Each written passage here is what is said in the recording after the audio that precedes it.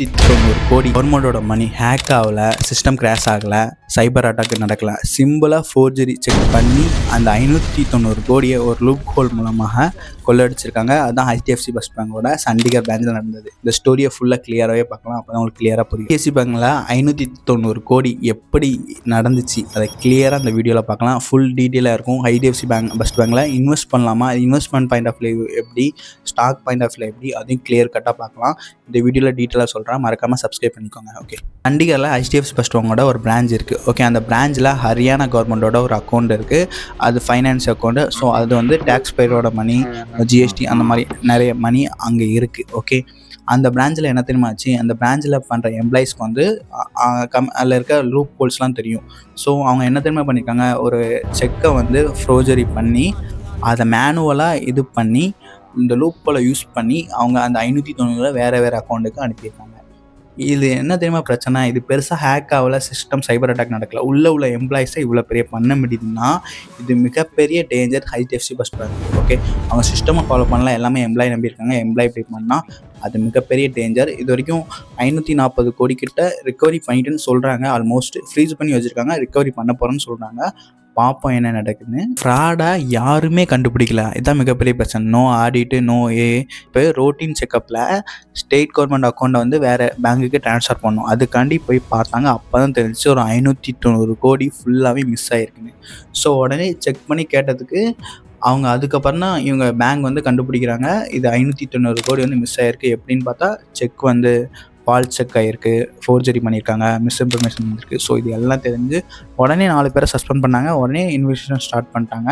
Start பண்ணதுக்கப்புறம் தான் கிளியராக தெரிஞ்சிருக்கு இல்லை யாரெல்லாம் பண்ணியிருக்காங்க. அவங்க ஒரு குரூப்பில் இருக்கவங்களுக்கு எல்லாமே தெரிஞ்சிருக்கு பேங்கோட குரூப் கோர்ஸ். ஸோ அவங்க எப்படியாவது இதை பண்ணணும்னு ட்ரை பண்ணாங்க. அதில் செக் கொடுக்குறவங்க பேங்க் எம்ப்ளாயி, அதை அப்ரூவல் பண்ணணும் பேங்க்கில் எம்ப்ளாயி.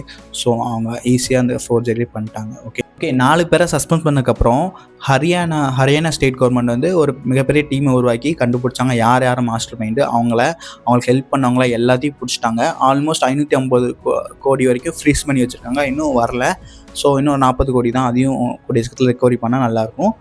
ஸோ இது ஃபஸ்ட்டு விஷயம். ரெண்டாவது விஷயம் என்ன தெரியுமா, KPMG வந்து மிகப்பெரிய ஃபார்னிஷிங் ஆடிட் பண்ணுறவங்க. அவங்க ஃபஸ்ட் ஆடிட் பண்ணிட்டுருக்காங்க, ஃபுல்லாக டீட்டெயிலாக ஆடிட் பண்ண போகிறேன்னு சொல்கிறாங்க.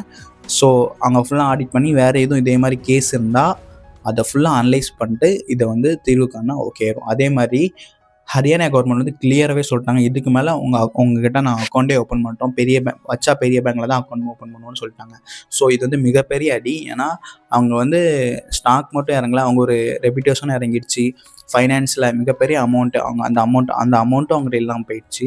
ஸோ இது மிகப்பெரிய problem HDFC first bank. Haryana government மட்டும் இப்படி பண்ணால் ஓகேங்களா, மற்ற கவர்மெண்ட்டும் சரி சும்மா சின்ன பேங்க்கில் வைக்க வேண்டாம்னு யோசிச்சாங்கன்னா யாருமே சேஃப் இல்லை. HDFC ஃபர்ஸ்ட் பேங்க் வந்து ஒன்றும் சின்ன பேங்க்கில், அது ஒரு ப்ரைவேட் பேங்க். அது மட்டும் இல்லை, அதோட ஆப் குவாலிட்டி சூப்பராக இருக்கும். 4.9 ரேட்டிங்கில் ஹையஸ்ட் ரேட்டிங்கில் இருக்குது.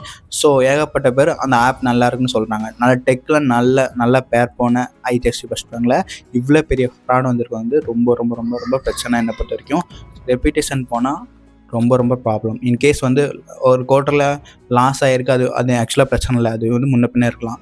ஆனால் ரெப்யூட்டேஷன் போனால் ரொம்ப பிரச்சனை.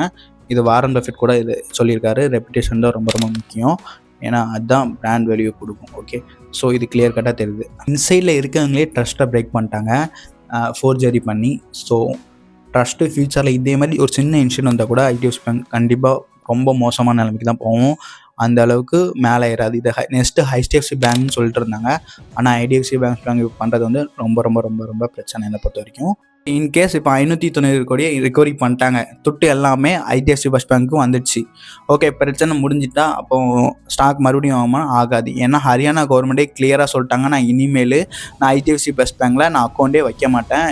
ஏன்னா அவங்க மிகப்பெரிய கவர்மெண்ட்டு, அவங்களே வைக்க மாட்டேன்னு சொல்லிட்டாங்க. இதே பார்த்துட்டு நிறைய பேரும் சரி இது ரிஸ்கியாக இருக்க மாதிரி இருக்குது, அக்கௌண்ட்டை செக் பண்ணணும், அக்கௌண்ட்டை க்ளோஸ் பண்ணி பெரிய பேங்க் போகணும் நிறைய கவர்மெண்ட் யோசிச்சாங்கன்னா அவங்களுக்கு மிகப்பெரிய கஸ்டமர் வந்து போயிடுவாங்க. இது சின்ன கஸ்டமரில் மிகப்பெரிய கஸ்டமர் ஸ்டேட் கவர்மெண்ட், அந்த அமௌண்ட்டை வச்சு அவங்க ஏகப்பட்ட பேருக்கு லோன் கொடுக்கலாம், ஏகப்பட்டது அவங்களுக்கு அமௌண்ட் கிடைக்கும். ஸோ இது சின்ன ப்ராப்ளம் இல்லை, மிகப்பெரிய ப்ராப்ளம். ஓகே, என்னை பொறுத்த வரைக்கும் லாஸ்ட் 2 குவார்ட்டரில் பிரச்சனை வந்துச்சு. ப்ராஃபிட்லாம் எனக்கு அந்த ஓரளவுக்கு பிரச்சனை இல்லை. நான் அந்தளவுக்கு பார்க்கவே இல்லை. ஃபியூச்சர் தான் பார்த்துட்டு இருந்தேன். ட்ரஸ்ட் நல்லா இருந்துச்சு. ஆனால் இந்த குவார்ட்டரில் இந்த பிரச்சனை வந்ததுக்கப்புறம் எனக்கு கொஞ்சம் பயமாக இருக்குது. ஏன்னா இது ஒரு டெக் ரிலேட்டிவான பேங்கு, சூப்பராக இருந்துச்சு. ஸோ அது எனக்கு பிரச்சனை இருக்கப்பறம் நான் கண்டிப்பாக யோசிக்க வேண்டியதாக இருக்குது. இதே ஃபெடரல் பேங்கை பாருங்கள். ஃபெடரல் பேங்க் எல்லாமே போர்ட்ஃபோலியோவில் ஃபுல்லாக குவாலிட்டியாக வச்சு நல்லா ஏற்றி இப்போ 300 கிட்ட தொட்டுடுச்சு. ஸோ ஃபெடரல் பேங்க் வரைக்கும் ஒரு நல்ல இன்வெஸ்ட்மெண்ட்டாக இருக்கும் என்னை பொறுத்த வரைக்கும். ஆனால் இப்போ ரேட் வந்து ரொம்ப ஹையில் இருக்குது, அது ஒரு விஷயம். ஜஸ்ட் ஃபியூச்சரில் இது எப்படி ஹேண்டில் பண்ணுறாங்கன்னு யாராலையும் சொல்ல முடியாது. பார்ப்பேன் என்ன இருக்குன்னு. ஓகே, இந்த வீடியோ பிடிச்சிருந்தா மறக்காமல் லைக், ஷேர், சப்ஸ்கிரைப் பண்ணிக்கோங்க. தேங்க்யூ.